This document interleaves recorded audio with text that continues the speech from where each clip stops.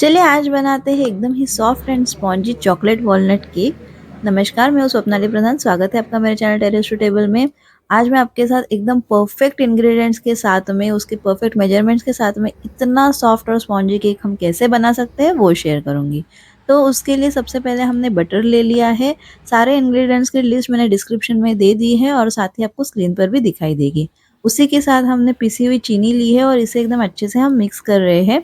तो बटर और चीनी को मैं पहले इस तरह हाथ से इसीलिए मिक्स कर रही हूँ क्योंकि वरना अगर आप बिटर इस्तेमाल करेंगे तो सारी चीनी फैल के आपके प्लेटफॉर्म पे आ जाएगी। तो इसीलिए पहले वो चीनी को बटर के साथ अच्छे से मिक्स करिए और फिर बिटर का इस्तेमाल कीजिए। आज मैं जो बिटर यूज़ कर रही हूँ ये बहुत पुराना है, बहुत ज़्यादा पुराना है, करीबन 25 साल पुराना बिटर है ये, लेकिन मुझे बहुत पसंद है तो इसीलिए मैंने आज इसका इस्तेमाल किया है। और आप कोई भी बीटर इस्तेमाल कर सकते हैं बीटिंग के लिए। बीटर का इस्तेमाल करोगे तो आपको आसानी रहेगी। तो एक बार बीट करने के बाद इसके जो साइड्स होते हैं ना वो स्क्रैप कर लेने हैं, यानी हमें एकदम अच्छे से इवनली बीट करना है सारे मिक्सचर को। थोड़ा फ्लफी कर लेना है ताकि केक में ना अच्छे से एयर इनकॉर्पोरेट हो जाए। अब इसमें हम डालेंगे दही।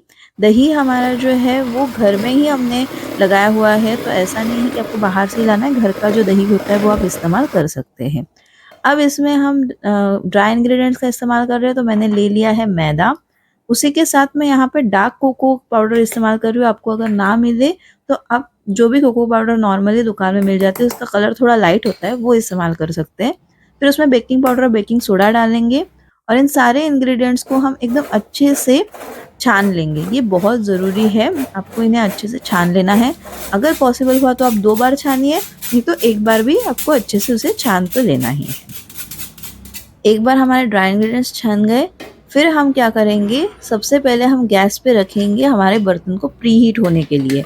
तो बर्तन रख दिया, उसमें मैंने स्टैंड रख दिया और इसे मैंने प्री हीटिंग के लिए रख दिया। तो ये इंपॉर्टेंट है कि हमारे ड्राई इंग्रेडिएंट्स और वेट इंग्रेडिएंट्स मिक्स होने से पहले प्री हीटिंग करनी है, भले आप ओवन में करें या फिर आप गैस पे बनाइए।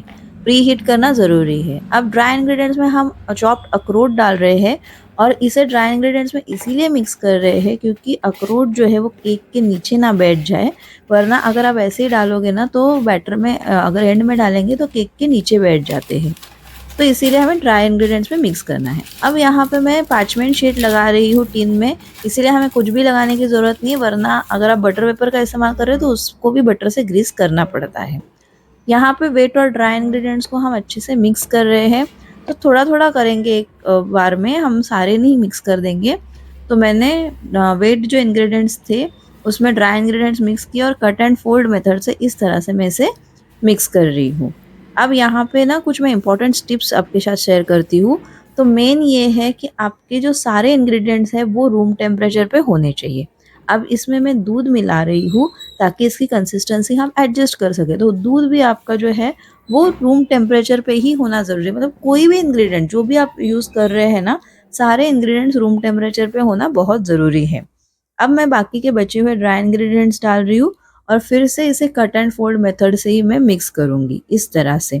और जितना हमें दूध लगेगा इसकी कंसिस्टेंसी एडजस्ट करने के लिए उतने दूध का हम इस्तेमाल करेंगे। मैं आपको बाद में बताती हूँ कि हमने कितना दूध इस्तेमाल किया। तो आपको ये चेक करना है कि आपके केक के बैटर की कंसिस्टेंसी प्रॉपर है, क्योंकि अगर आपके केक की कंसिस्टेंसी ज़्यादा थिक रही नहीं तो वो अच्छे से फूलेंगे नहीं। तो ये देखिए, यहाँ पे मैं ना इस तरह से अच्छे से मिक्स कर रही हूँ और फिर हम चेक करेंगे। ये देखिए, ये ड्रॉपिंग कंसिस्टेंसी नहीं आई है अभी तक, तो इसमें और थोड़ा दूध मिक्स करके हम इसका बैटर अच्छे से बना लेंगे और उसको ड्रॉपिंग कंसिस्टेंसी जैसे बना लेंगे। अगर आप ओवन में बेक कर रहे हो तो 180 डिग्रीज पे ओवन को प्री हीट करना है करीबन 15 मिनट्स के लिए, और फिर हमें केक को भी उसमें बेक करना है 180 डिग्रीज पे, और फिर उसके बाद में उसे हम 30 टू 40 मिनट्स तक बेक करने के बाद ही निकालेंगे। अब यहाँ पे हमारी पोरिंग कंसिस्टेंसी हो गई है, तो हमने पोर कर लिया और उसके बाद में केक के बैटर पे हम ऊपर से भी अखरोट डाल रहे हैं। ये आपको ऑप्शनल है, आप चाहे तो डाल सकते हैं। अब इसे बेकिंग के लिए रख देते हैं। तो यहाँ पे मैंने बेकिंग के लिए रख दिया है। गैस की आंच एकदम धीमी है, करीबन 40 मिनट के लिए तो हमें इसे बेक करना ही है। और इस तरह से मैंने इस पे वज़न भी रख दिया। अब देखिए, यहाँ पे हमने जो 1 कप दूध लिया था उसमें से करीबन 1/4 कप बच गया है, तो 3/4 कप दूध का इस्तेमाल हमने किया है। अब 40 मिनट हो गए हैं, चलिए केक को एक बार खोल के देखते हैं। देखिए कितना बढ़िया केक बन चुका है, आप इसकी फर्स्ट टेस्ट करके देख सकते हैं, लेकिन साइड्स में ना ये एकदम अच्छे से चुड़ गया है, तो मुझे समझ में आ गया था कि केक अच्छे से पक चुका है। तो इसे हमने निकाल के थोड़ा ठंडा कर लिया है और फिर हम इसे डीमोल्ड कर रहे हैं। तुरंत हम डीमोल्ड नहीं कर सकते क्योंकि केक जो होता है वो बहुत गर्म होता है। अब इस तरह एक प्लेट रख के मैंने इसे उल्टा कर दिया। देखिए कितने आसानी से हमारा मोल्ड निकल आया। ऊपर से दूसरी प्लेट लगा के हमने इसे फिर से फ्लिप कर दिया और बस हमारा केक डीमोल्ड हो गया। फिर उसे ठंडा कर लिया और अब मैं आपको कट करके बताती हूँ कि केक कितना बढ़िया बना है। मुझे हाथ लगाते ही समझ में आ गया था कि एकदम सॉफ्ट स्पॉन्जी बना है। बट मैं आपको दिखाती हूँ अंदर से, ये देखिए कितना सॉफ्ट और कितना स्पॉन्जी केक बना है। एगलेस केक है, बढ़िया बना है एकदम ही। और आप भी इसे ज़रूर ट्राई करिए घर पे, मुझे लिखकर बताइए कि आपको मेरी रेसिपीज़ कैसे लगती है। चैनल को लाइक शेयर और सब्सक्राइब करना ना भूलिएगा। Bye bye.